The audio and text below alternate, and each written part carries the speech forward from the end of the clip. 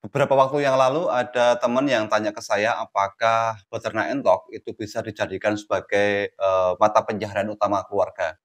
Pada kesempatan kali ini saya akan mencoba sharing, terkait dengan, pertanyaan tersebut. Saya akan mencoba menjawab sesuai dengan kapasitas saya dan barangkali teman-teman nanti yang, ikut menjawab silahkan tulis di kolom komentar.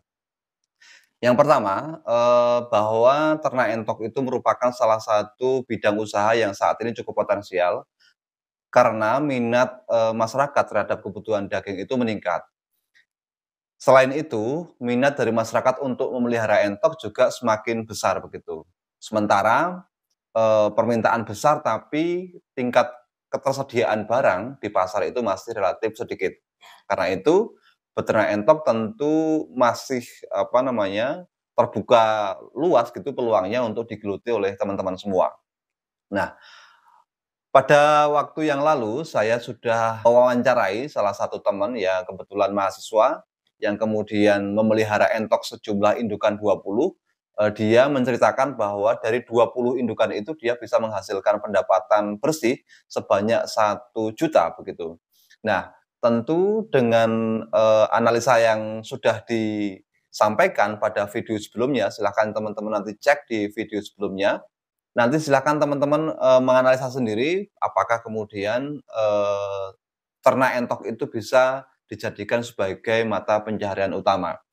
Menurut saya begitu, kalau kemudian teman-teman ingin, menjadikan ternak entok sebagai penghasilan utama, maka tinggal tinggal menambah jumlah entok yang dipelihara. Kalau tadi dikatakan bahwa 20 indukan entok betina itu bisa menghasilkan pendapatan bersih begitu sebanyak 1 juta per bulan, maka tinggal teman-teman ingin memperoleh untung berapa juta dalam 1 bulan.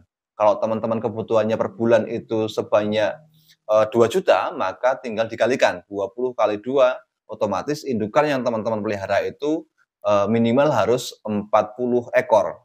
Kalau teman-teman membutuhkan per bulan pendapatannya itu adalah 3 juta, maka tinggal 20 ekor itu kali 3, berarti sekitar berapa itu? 60 ekor indukan begitu.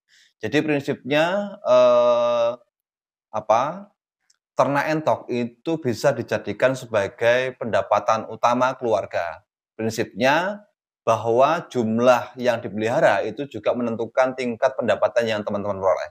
Semakin banyak, indukan entok yang dipelihara, maka potensi atau peluang untuk mendapatkan keuntungan yang besar juga, terbuka lebar begitu. Itu yang pertama terkait dengan jumlah entok, yang harus dipelihara. Yang kedua, bahwa dalam memelihara entok juga harus menyesuaikan dengan jumlah yang dipelihara. Teman-teman ketika memelihara hanya 10 ekor, tentu berbeda ketika teman-teman memelihara 60 ekor. Manajemen kandang, manajemen pakan juga harus berbeda. Kalau mungkin teman-teman memelihara hanya 10 ekor, manajemennya relatif mudah begitu, karena lahannya sempit, kandangnya kecil, pakannya terjangkau, mudah untuk diawasi. Tapi ketika teman-teman itu memelihara 60 ekor, maka kemudian membutuhkan kandang yang luas, kemudian fasilitas yang juga banyak, modal yang besar, pakan yang harus betul-betul dihitung gitu, tidak boleh, memelihara entok dengan jumlah yang besar, tapi hitung-hitungan makannya itu tidak dirinci begitu. Ini nanti akan, terjadi pembengkakan, biaya produksi. Sehingga keuntungan yang diperoleh juga semakin, bukannya besar, tapi justru malah semakin kecil. Maka kemudian ketika teman-teman ingin menjadikan ternak entok sebagai, pekerjaan atau penghasilan utama keluarga, teman-teman harus betul-betul bisa menghitung, kira-kira ketika teman-teman itu memelihara 60 ekor, itu kandangnya harus berapa besar, kemudian peralatannya apa saja, pakannya berapa kilo per hari, kemudian tingkat produktivitas telurnya bagaimana, sehingga teman-teman bisa kemudian, melakukan eee, hitungan matematis sehingga ke depan akan lebih terkontrol begitu. Ketika ternak entok itu tidak melalui pengamatan dan kemudian kontrol manajemen pencatatan atau hitung-hitungan yang rinci, maka dikhawatirkan akan, justru malah bangkrut begitu. Lalu berapa sebetulnya jumlah pakan entok yang bagus ya, yang nutrisinya tercukupi? Beberapa peternak itu hampir ada kemiripan kalau saya hitung bahwa rata-rata pakan entok per ekor itu satu hari itu sebanyak 100 gram ya, 100 gram. Jadi komposisinya untuk katol sebanyak 50% dari seluruh pakan adukan. Jadi komposisi pakan yang ideal untuk entok indukan, saya menyontohkan adalah merawat entok indukan pada usaha entok pembibitan.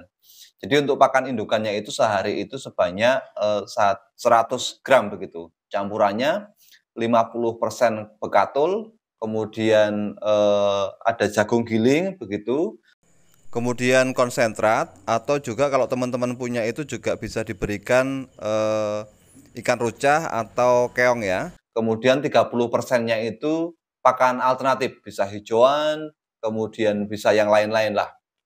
Nah, ini bisa menjadi satu pegangan bagi teman-teman, atau mungkin barangkali teman-teman punya pengalaman yang lain ya silahkan nanti tulis di kolom komentar.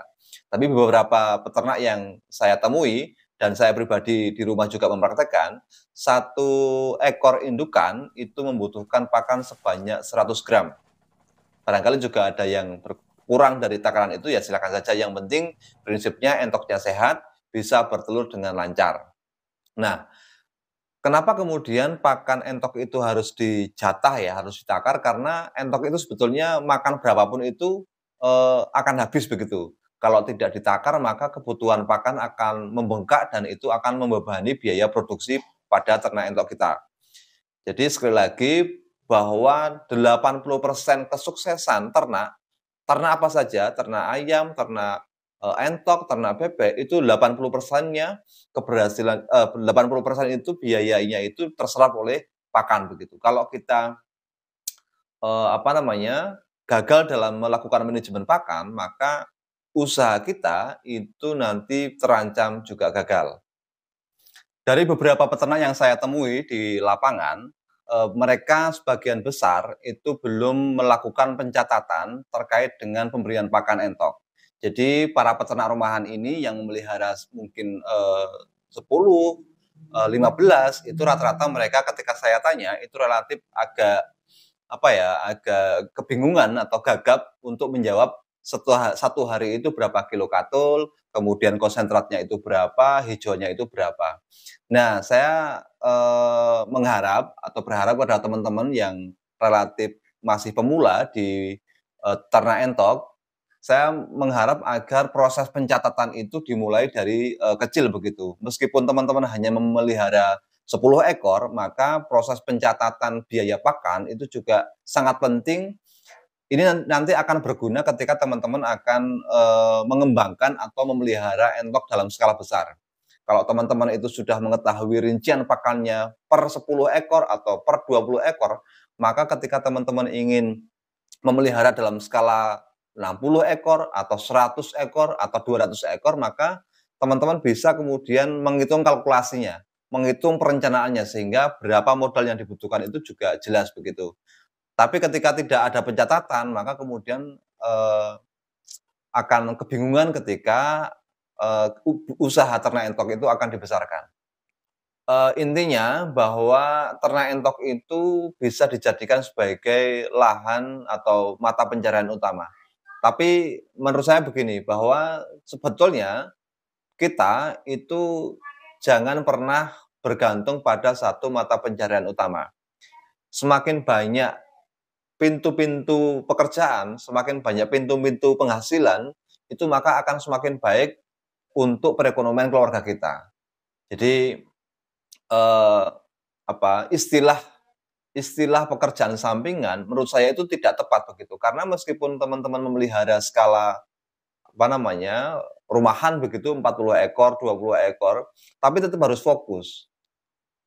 Kebetulan karena memelihara sedikit maka bisa kemudian teman-teman melakukan aktivitas pekerjaan yang lain gitu. Meskipun entoknya sedikit 20, itu tetap harus fokus, harus diperhatikan, manajemennya harus diperhatikan sehingga nanti akan membawa kemanfaatan, keuntungan bagi kita semua. Jadi itu sedikit sharing dari saya. Sampai jumpa di video berikutnya.